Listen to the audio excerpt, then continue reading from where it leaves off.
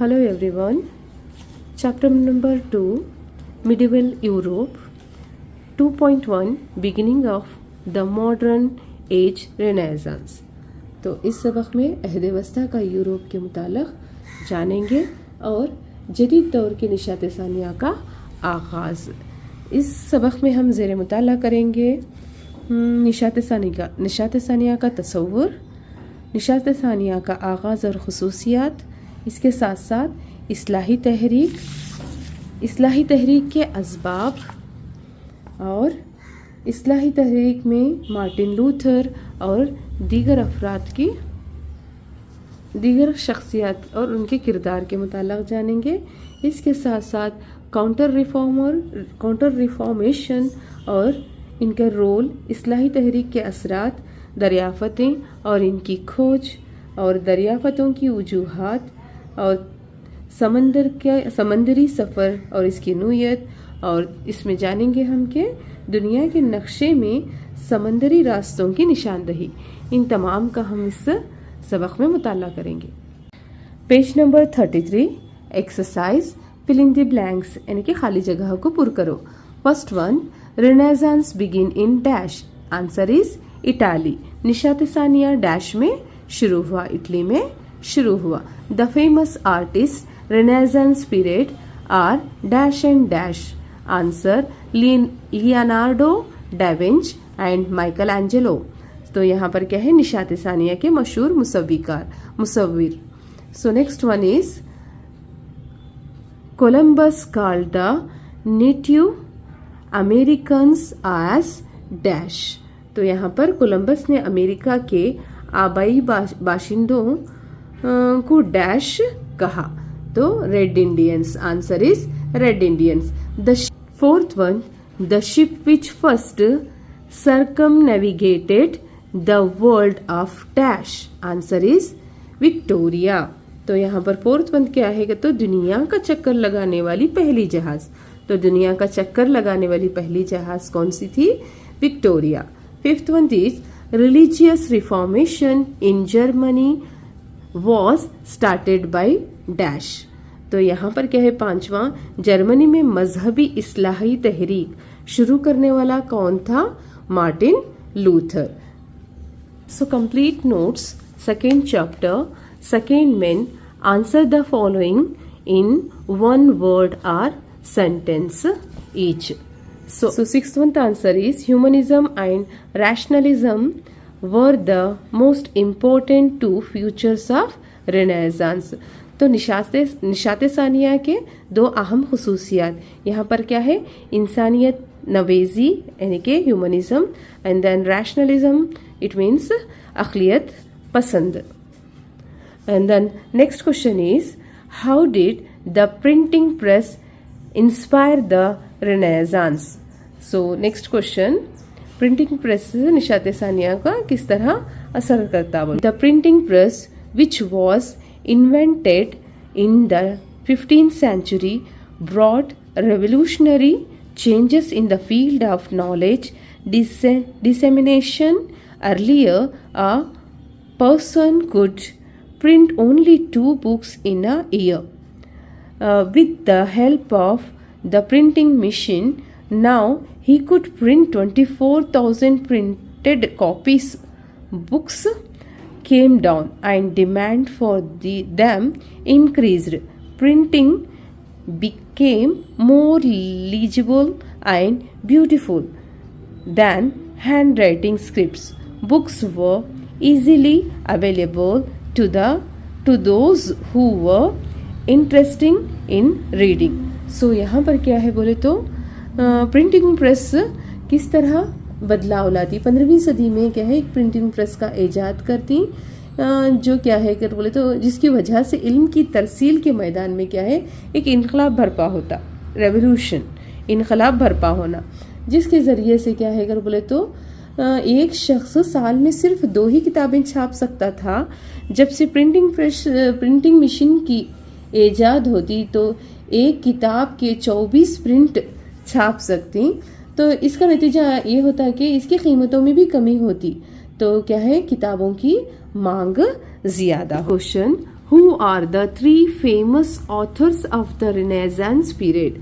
तो यहाँ पर क्या है, आठवां सवाल क्या है बोले तो निशाते सानिया के दौर के मशहूर मुसन्निफीन कौन थे बोल को। तो जवाब में William Shakespeare, John Calvin and Cervantes are the 3 famous authors of Renaissance period. Next 9th क्वेश्चन, who is William Shakespeare. William Shakespeare कौन थे। तो जवाब important among English dramatist, he is a great dramatist like Kalidas. So next question is 10th one, name the 2 well-known scientists of the Renaissance period. तो 10वां सवाल क्या है, 2 मशहूर साइंसदानों के नाम। So answer, Copernicus and Galileo are the 2 well-known scientists of the Renaissance. So next question, what is counter reformation। यानी कि यहाँ पर क्या है, 11वां सवाल, कैथोलिक इस्लाह यानी कि काउंटर रिफॉर्मेशन क्या है। So answer, the attempts of Catholic church to bring about reform in internal functioning is called counter reformation. तो यहाँ पर कैथोलिक इस्लाह के मुताल्लिक़ सवाल किया गया है। Next one, who is Marco Polo. तो यहाँ पर मार्को पोलो कौन है। Marco Polo is the visitor who had visited the Asian countries India, China, had reported that Asian countries were very wealthy. Is 13th, mention the invention of Copernicus.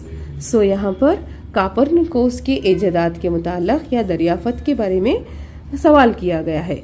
Copernicus of Poland found that the Earth was one of many planets that revolved around the Sun. He also theorized that Earth rotates on its axis daily and revolves around the Sun annually. तो यहाँ पर क्या है, Copernicus क्या है, Poland का रहने वाला था।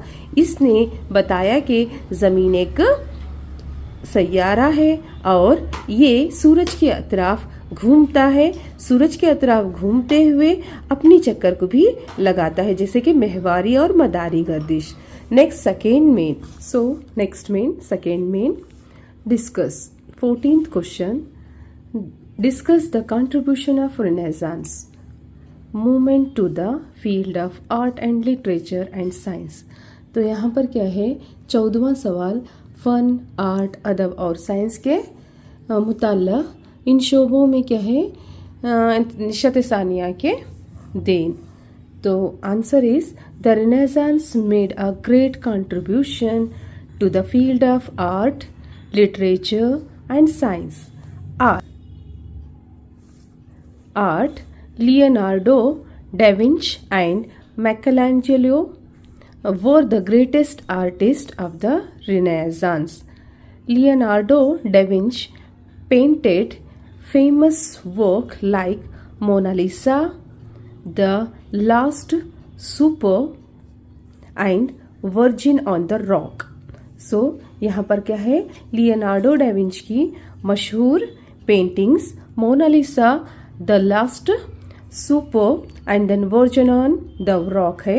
एंड लिटरेचर, अदब के मैदान में during the Renaissance literature was return in national and local language. Petrarch, Dante, Boccaccio, Cervantes and William Shakespeare were the famous writer of this period. So this is literature time, and then afterwards science. In the field of science, the Renaissance led to the development of modern science. Copernicus explained that the earth revolved around the sun. Galileo supported this idea. Isaac Newton explained that law of gravity, and William Harvey discovered the circulation of blood. तो यहाँ पर क्या है, science के मैदान में सबसे पहले कोपरनिकस क्या है ने जमीन सूरज की चक्कर और खुद की चक्कर महवारी और मदारी गर्दिश करती है। इसके साथ साथ इस कॉन्सेप्ट्स को, इस आइडिया को किन्होंने सपोर्ट किया, गैलीलियो ने सपोर्ट किया। इसके बाद ईसाक न्यूटन ने एक्सप्लेन किया कि लॉ ऑफ ग्रेविटेशन, जमीन की कशिश सखल। इसके साथ साथ विलियम हार्वे ने ब्लड सर्कुलेशन, खून का दौरान खून के मुताल्लिक बताया।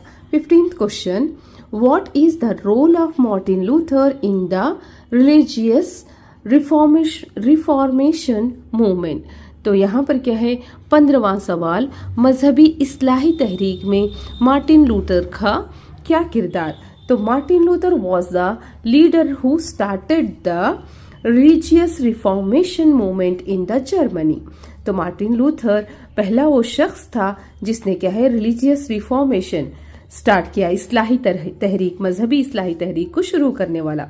ही was a priest at Saint Augustine church. Martin Luther who witnessed the ostentatious lifestyle of the Pope and the clergy at Rome, rebelled against them.